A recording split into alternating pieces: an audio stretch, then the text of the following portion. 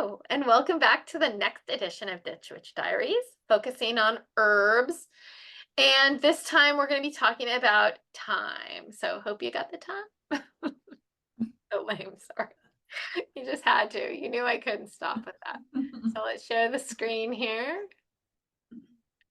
And thyme. Witch Diaries. Here we go. Kitchen Witchery. So Thymus vulgaris is the Latin name, and this is what thyme looks like in the botanical drawing, and that is what AI thinks it looks like. Not too bad. Thyme, that looks yummy. Thyme smells so good too. The parts used are the leaves, not the eaves. So it's actually not the eaves because it's the leaves. There we go. The leaves, and you can use the whole plant magically. Other names is mother thyme, serpulette, and serpulum. And serpulette and serpulum are just different like types of thyme. So like it's Thymus serpulette and Thymus serpulum instead of vulgaris. So it's called that. And then it's called mother thyme. So there's not very many folk names or other names for it, just like yours. The correspondences as Aphrodite, Diana, and the Fae and Freya. So the Fae is going to be very important here, I think. And it's associated with water. So interesting, this is a different association, and Venus, but the astrological sign of Aries, which I find that to be like a good and interesting combination because Aries thyme is kind of can be like a spicy scent. Like I was wondering where that spicy correspondence might like crop up. It like smells like extreme. Like it's not like it's much more of like an in your face, like an oregano or something. It's much more of an in your face type of herb. And it's supposed to open the heart chakra. The sabbat it's associated with is midsummer. So the plant information. So this plant is from the Mediterranean for sure. And it is a perennial plant, which means that it doesn't die off it doesn't die off ever. Like in the right climate, it will just keep growing and growing and growing. And it has a woody fibrous root. And bees love thyme. They have a very good affinity for thyme. And thyme is known to produce flowers that are male on the first day and female on the second. Like, so they have hermaphroditic flowers, and then they also have only female flowers. So I don't know if they have any male flowers. I think they just have the hermaphrodite and then the female, and then that's it. And it is a part of the mint family. Lamiaceae. Lamiaceae. Lamiaceae. Okay. So the first interesting little bit of lore and importance from Sumeria. So 3000 BC, thyme was being used as an antiseptic and to clear a clouded mind. Quite a long time ago. And then in Holland and Germany, we have some interesting little information. They said that patches of wild thyme are places to find fairies, which I love that. And then we jump to Egypt. A lot of these I love herbs that are used. This again is used in the embalming process. So this was said to preserve linens from insects. So it was also another one that was said to be used as a painkiller in Egypt. And then we move to Greece. So to bathe, let's see here, let me move this silly stupid thing. So supposed to bathe in water steeped in thyme for courage. A lot of people needed courage. Apparently things were really scary. Although if you're like in a time where Caligula was around, you might be scared of a lot more than is even real because apparently like I just saw like some stupid meme, but I'm inclined to believe it. He's so stupid that the meme says that Caligula was so stupid that he launched a war against Poseidon, and he had his army march out to the water and start stabbing the water with their like swords, like as a war against Poseidon. So you could be that stupid. Okay, so maybe a lot of things were scary, like a war with Poseidon that was some sort of interesting. I don't know, that might require courage. So a lot of things, it seems, are courage inducing in these times. These are very scary times. Okay, so also though, to smell thyme of thyme meant you were fashionable. So that's apparently what the picture is. Like, to say, it was like an idiom, like to smell of thyme. It just meant you were a fashionable woman, fashionable person. They burned thyme as an incense to purify their temples. And the derivative of the word mean is, it does mean to fumigate in one version. So there's two kind of ways that you can look at thyme, and they both come from Greek roots. One of them is from this word that means to fumigate. So the other one, the other Greek derivation they say it may come from is thymos, which means courage.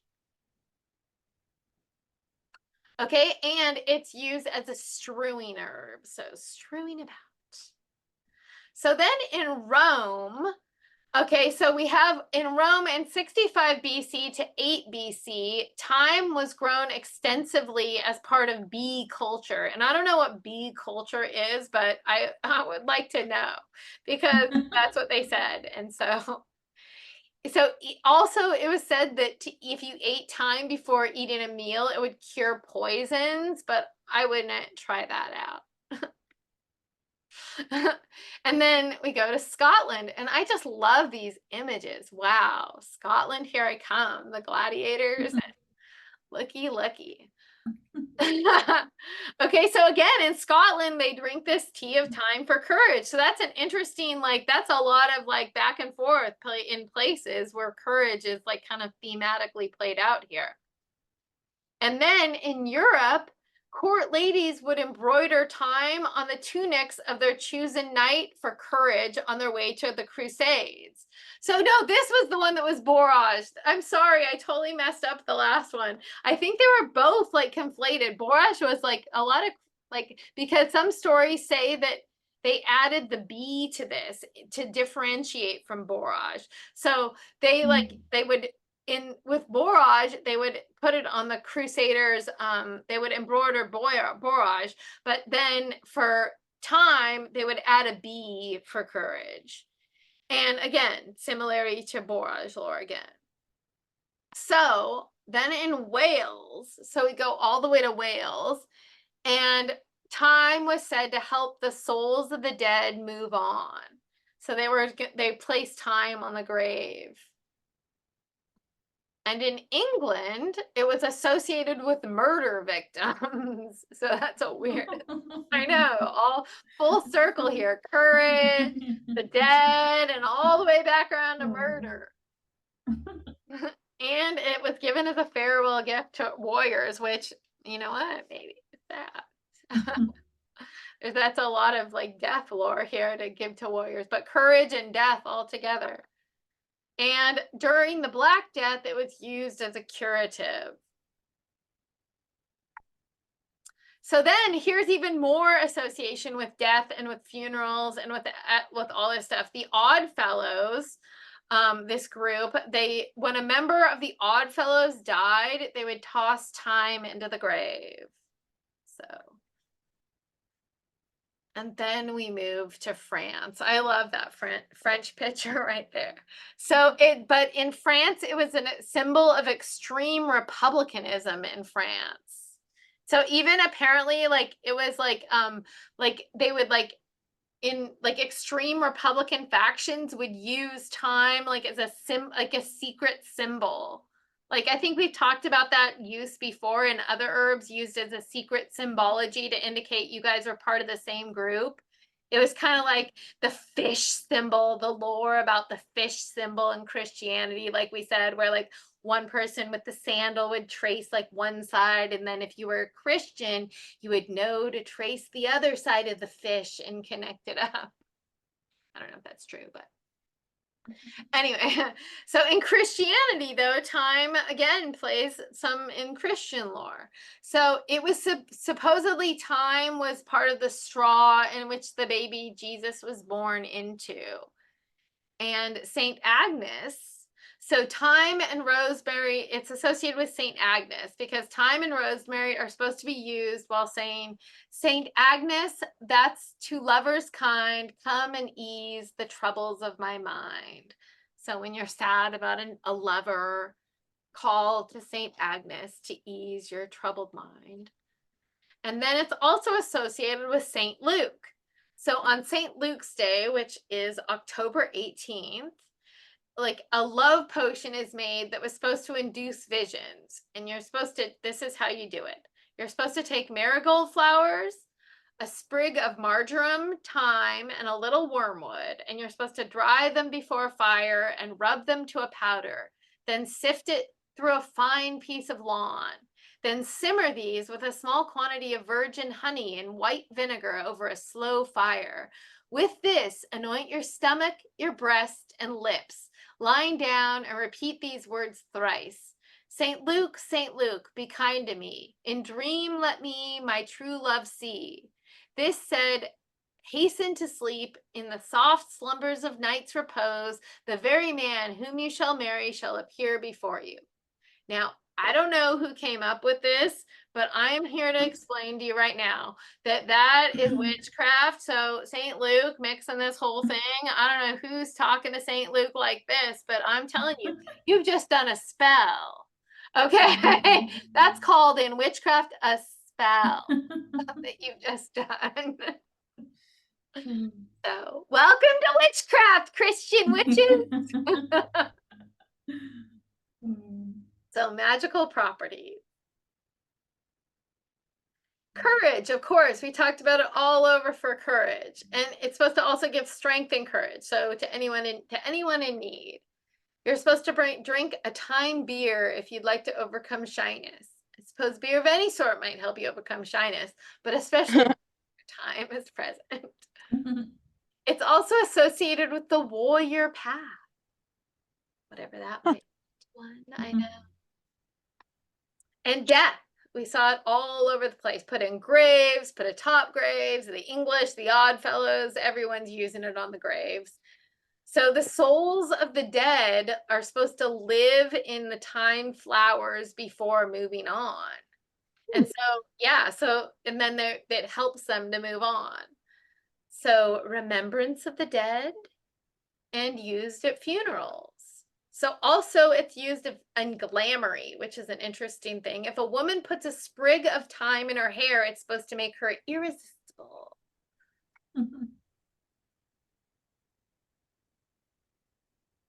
It's also supposed to ward negativity or evil. I don't know about that, but maybe. Healing. You ward sickness. People use it in nosegays. Probably with the Black Death, you put a nosegay of it.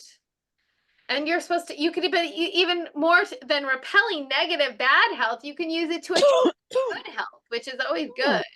I prefer that way, attracting the good stuff in. And then you don't even have to ward the negative stuff out. So you can even burn it for good health. It's also used in divination and psychic power. For sleep and dreams, we saw that prayer to St. Luke. And also you can use it for nightmares. You can put it under your pillow or probably your child's pillow if they're suffering from nightmares. That would be a cute little bundle for your child to like take a little sprig of thyme and wrap like their favorite color ribbon or a bright white ribbon on there, and then to put it under your pillow and as like a ward against nightmares and for a peace. I don't know anything about children. No. I know that they have nightmares all the time. They're always whining about monsters everywhere. So anything you can do to assuage the cries of a child. Nothing, I swear, there's not a thing on earth that can get on my nerves faster than a crying child. Like it is like scratches on like a chalkboard for me. Like if I hear a crying child, like I wanna run. I Like kind of agree with that. like it I is always the go, worst. shut up, kids. Exactly. Like I want to start crying. Like literally I saw a mother who like laid down when their kid laid down on the floor at a shopping center instead of like just moving on. She laid down and started screaming and kicking and her kid was so embarrassed and I'm like good for her because that's what you feel like doing. You're like leave Right? me alone. Stop your crying and leave me alone. Jeez, I swear. This is what you look like, you little psychopath. Exactly. And you know what? I know you just want the damn cookie. It's not like you're hungry. You're not throwing a fit like that because you're hungry. You're throwing a fit like that because I said you couldn't get the shittiest food on record. Like, sorry, I'm trying to be a good mother and you're throwing a damn fit. Like, cry me a river, child. She's like everything I do that's helpful for children like makes them cry. Like anyway, thyme apparently, look, I said it was for children. Burn as an incense, and you can let the children smell the smoke. Oh, wow. Nothing makes a child happier than smoke. And that'll prevent nightmares. So if you smoke them out before bed. That's a good one. With thyme. So magical properties, more magical properties. I'm feisty about children. Wow. I haven't been around children in a long time. It's interesting though. Like if they get a little older, I like them a lot more. I've got a couple older girls around here and they're pretty likable. So they're like, I don't know, they're in like fourth or fifth grade, maybe sixth grade, and then maybe middle school at the other one, and they're pretty likable little characters. So the magical properties, thyme is associated with the fae, like 100%. It has a huge association with the fae. It provides a home for the fae and a place for them to dance under. You can wear thyme if you want to see the fae. You can plant in your garden if you want to impress the fae. It impresses the fae to have this in your garden. And especially on midsummer, like it's going to bring the fae in on midsummer. So also elves, and as an elf plant, like you're not supposed to bring the growing thyme plant inside because it brings trouble with it because it's an elf plant apparently. So grow your thyme outside and let the fairies have their way in your fairy garden because if you bring it inside, the elves are going to be very unhappy.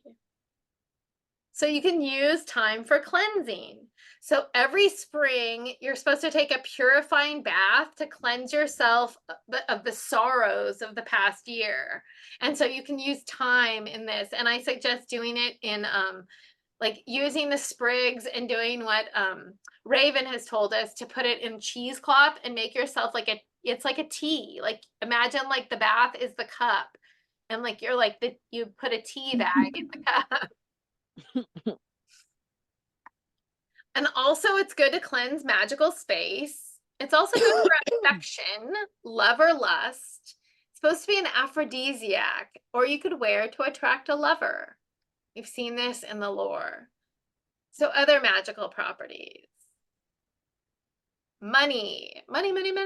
You know what? Thyme in a garden is supposed to grow money. So maybe it's something about the way it grows. Probably like it's one of those twisty, turnies, invasive, woody things. So I'm sure it gets in there growing and it's in there.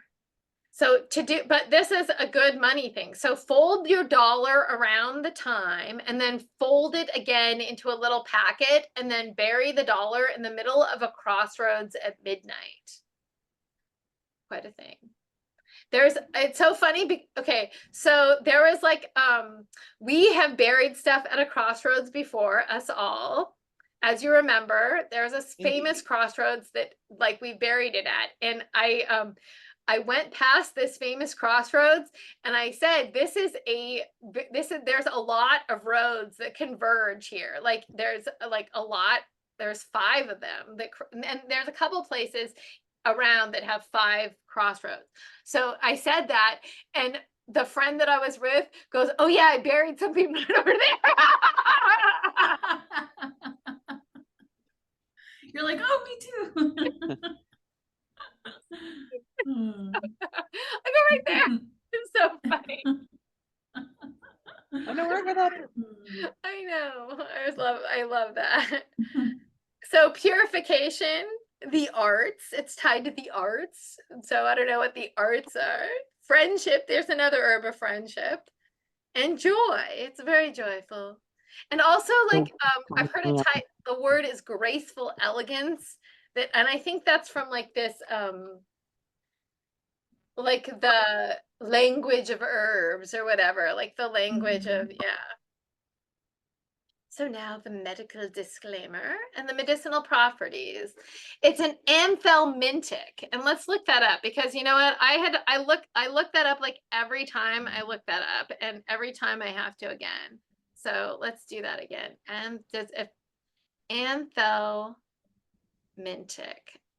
Okay, mintic. Anthelmintic. What is an anthelmintic? They're vermifuges. So they get rid of worms, as Dr. Pohl would say. Worms! We have worms! So, and I thought, like, I've heard a lot of the, like, I'm curious about that, because that's like a big deal in some things. And I'm interested in like the vermifuge, like, culture. Like some people really feel like it, like that, like a lot of times we have worms. And so I don't know if like we have like we talked about liver flukes, and like, is that like a thing? Like, do we have worms as humans? Do we need to be taking these anthelmintics, or like like, I don't know. Anyway, so Who knows? it's an anti-catarrhal, an antifungal, antiseptic, antimicrobial, an astringent, a carminative, a diaphoretic, an expectorant, a tonic, and a vulnerary. So stimulation. So this is really a stimulating one, like we talked about mint. So you should use it as a shower bag. Like you can even put, like, sometimes people use other things in their shower, like eucalyptus or rosemary, tying up rosemary to like make it, because it's stimulating. And so if you take a morning shower, it's a stimulating herb. And I'm sure like the mint that we talked about before is in that same thing. So cough, because it's an anti-catarrhal, so it's going to be good for cough. A lung strengthener, and it's good for bronchitis. It's, you know, whooping cough. Although, okay, so whooping cough in adults isn't the problem. Like adults have no problem with the whooping cough, right? The problem is that we give it to kids who can't handle it. So maybe for adult whooping cough, it's good. But if you're, hopefully you vaccinated for whooping cough and you're not giving your whooping cough to kids. So asthma. And then externally, you can use thyme externally. You can use it to cleanse wounds, probably because it's a vulnerary and it's an antifungal and an antiseptic and an antimicrobial and an astringent. So all those things go to externally. And also leprosy, again, I don't know, leprosy is like a bacterial problem. So I don't know, if you got leprosy, I think you might want to go a step further than the old thyme bath. The stomach, it's good for your stomach. So it calms spasms of the stomach. Dyspepsia, not dyspepsy, because I don't want, you know what, I don't like dyspepsy, but I love dyspepsia. Dyspepsy is gross. I prefer Coke. Sorry. It's all opinion. Some people like dyspepsy. So it's better if taken cold. We lost for Roz. I don't know where she went to. She maybe had to go. So it's better if taken cold for the stomach. And of course, Yule rheumatism cure. But it's used as a counter irritant. So maybe it is good as a counter irritant. So sometimes things are like, it's like nettle. is the same. Mm. So children's remedy. So it's a gentle astringent. So it's good for bedwetting and diarrhea. So for children, again, we're in the children's arena. So it's used also for suppressed menstruation. And I don't, you know what? I'm trying to, I'm done, but my whole life, I would suppress it. Like I don't know why I mean, I know why we want it, but geez, more? Like how much more can you? Mhm. Fever, so it's like the diaphoretic. So especially when taken hot, it's gonna diaphoretics burn out a fever. That's what they do. They're supposed to make you sweat, so they're supposed to sweat out a fever. So, and you're supposed to avoid thyme if you're pregnant. So, in here is my little sources. So let's stop the share. Very nice. Very nice. So excellent. So next week we are going down the next level into the spices again, right? No. It's fruits. I don't think I think that's when I'm starting to. Oh no, That's I will be here next week. Next week will be my last week. Okay. For 2 weeks. Okay. And then you're going to be gone for 2 weeks. Yeah, so I will make it on Monday the 3rd. And then the next 2 Mondays I'll be gone. And then I'll be back for the 24th probably. Okay, so let's see. I'm looking at this. So you'll be here the 5th, you'll be gone. Okay, and yeah. So I see. I see exactly that. Perfect. Okay, awesome. Mm-hmm. Okay, perfect. So I'll get somebody for the next 2 weeks to fill in some way, and then or Roz if she wants to. And then I think I do have people already though. And then tomorrow or next week is fruit. Yay. Yay. Okay, we'll see you all next time. The next Ditch Witch Diaries.